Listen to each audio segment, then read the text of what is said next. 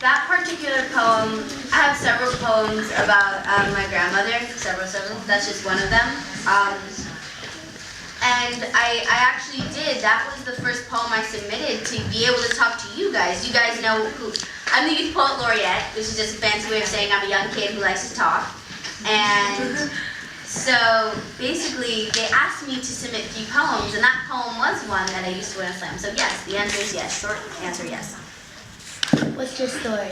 What's my story? It's a little vague. What do you mean, what's my story? How did you get to the spot you are now? How did I get to the spot I am now? All right, I see you. Basically, I guess basically by always trying to be heard, right? You know, young kids aren't a lot of the times heard, right? You know, when you do something that your mom might think is bad and you're trying to explain what happened, she's like, no, and she won't let you talk. Yeah, that's kind of, yeah, right? It's awful when that happens. Well, that's kind of how my life was for a really long time. It was kind of always that like choked up, like every time I tried to say something, people would be like, no, like, shh, like even the people I was around, my friends, because no one wanted to listen to me. So basically my entire, you know, elementary school and my middle school, I was just trying to claw my way through other voices so people would hear me. And when people finally listened to me, they realized I had something to say. And that's how we got here, basically, in a nutshell. In a morale, in a nutshell. All right, you with the fedora. How do you feel about poetry? How do I feel about poetry? It's awful. No.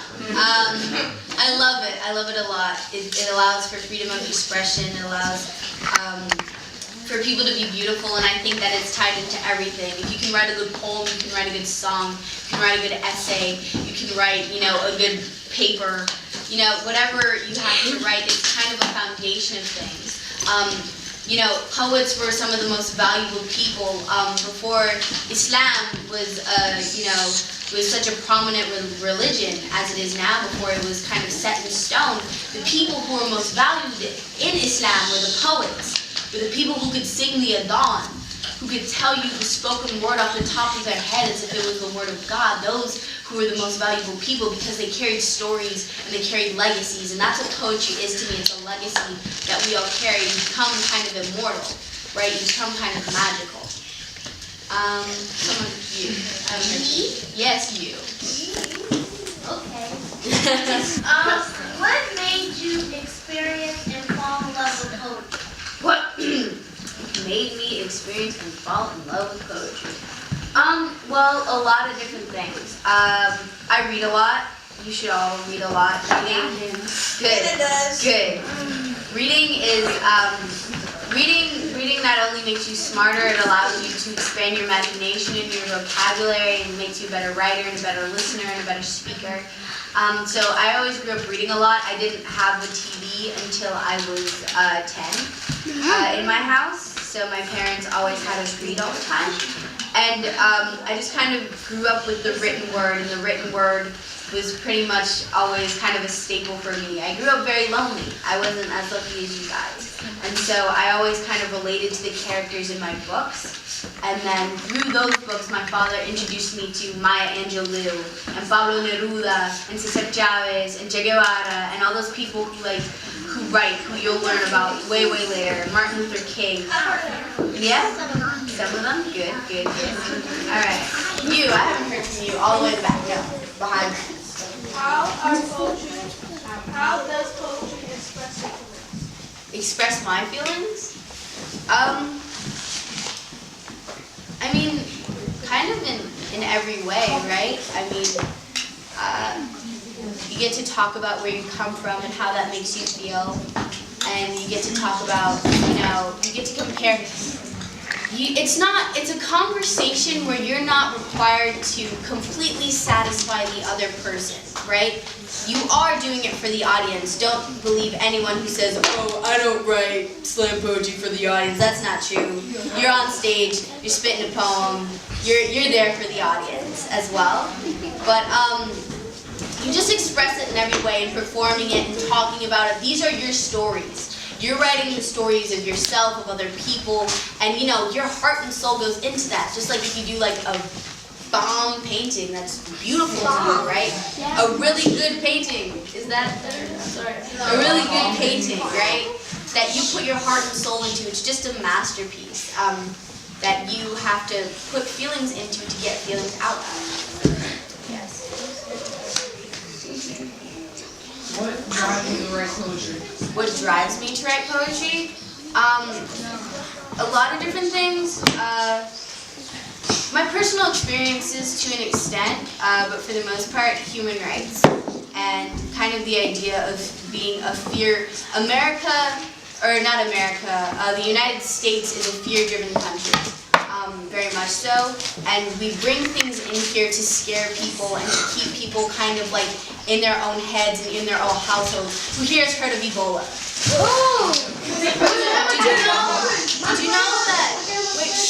Did you know that Ebola has been around for a really long time? Yes. Did you know that this isn't the first time there's been an Ebola outbreak? And did you know that you're more likely to fall down an elevator shaft than to get Ebola? Cool. And that there's only been one proven diagnosis of someone with Ebola in the country. But what do you hear about it how many times a day? Every day, right? Someone's always like, Ebola, like in your face. Because it's something that we use to scare our people with. And that's not any way to run a country. Because when you base a country off of fear, nothing is stable anymore. Nothing is based off of knowledge and off of intellect. And so you have you guys, right, who are, the blossoming seeds in our future, who, the school district of Philadelphia doesn't really, help us out with too much. But who are the blossoming seeds of our future, who are just getting fed all of this, just this garbage of like, be afraid of this, be afraid of this, be afraid of this. Who here has heard of gun violence, right? There's so much gun violence all the time, right? I know a lot of your parents are probably talking about it, what's happening in Missouri. And you know what happened in Australia after this happened twice? After these big massacres happened twice? You know what they said in Australia? They were like, so no more guns for anybody, except for law enforcement. Right? And law enforcement has strict rules in Australia that they have to abide by. But here, who knows what the NRA is? You know. Kind of. So the NRA is the National Rifles Association. And they're basically all the guys with all the guns. And they like guns, and they're going to defend their First Amendment, but it doesn't make any sense because they're like, oh, I need to protect myself. But it's like, what happens if you leave your gun under your pillow and your kid gets it? Well, I keep my gun locked in a safe. Then how are you protecting yourself with it? It's kind of like, it's redundant. It doesn't make any sense to me, personally. But yeah, questions, yes. What about people who need to hunt? People who need to hunt. Like in the country. Like in the countries, right? They should be able to use it for sport, but you should have a hunting rifle, right? You shouldn't have like an assassin's rifle. Well, they could do archery too. Right? Yes, sir.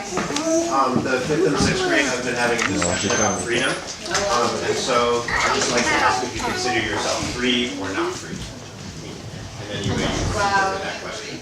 That is, I will not consider myself a free young woman of color until I walk into a room and people are waiting to hear what I have to say seriously. I grew up very privileged. I used to fence. And every time I would walk into a fencing tournament, they would whisper about me and another kid who is also African American. His name was Josiah, and we were best friends. And they would be like, oh, we're going to beat them. And they never said because they're black or because she's Latino or because he's black, but that's the overall idea.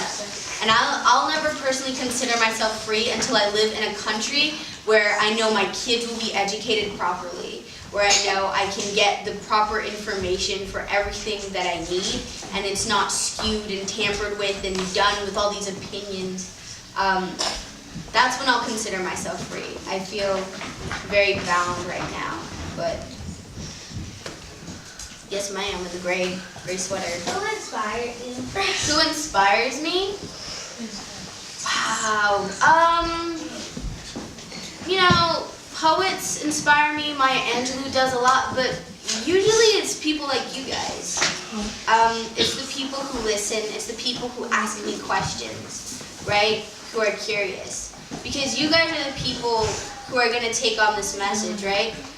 You know, the adults in our life right now aren't the end-all be-all of this world. And I feel like you guys are the most important piece of, you know, our lives. And so you guys definitely inspire me with all that you do and all that you say. How old are you? I am 16. Oh. 6? Yeah. No, Why? not 6. Is that surprising? Yeah. Who did you write poetry for? Who do I write poetry for? I write poetry. I write poetry for people who don't have voices, who are afraid to speak up or who can't speak up. You.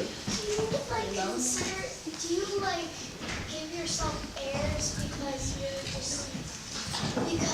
you're known as like the second best poet? No, I actually, it's actually surreal to me a lot of the time. Hey, girl. A lot of the time, I kind of just like, every time somebody brings up my title, I'm just like, yeah, you know, I mean, I like doing it because I like talking to people like you. This is like, these are my favorite things to do. I hate when I have to do like press conferences and stuff. I'm like, all right, photo op. How long have you considered yourself a writer? A writer? I've considered myself a writer for 2 months, which is really funny. I never really considered myself a writer because I didn't feel like I was dedicated enough to do it. And then I got this title and then getting more adjusted in my title, and then now I find myself writing all the time, so I definitely consider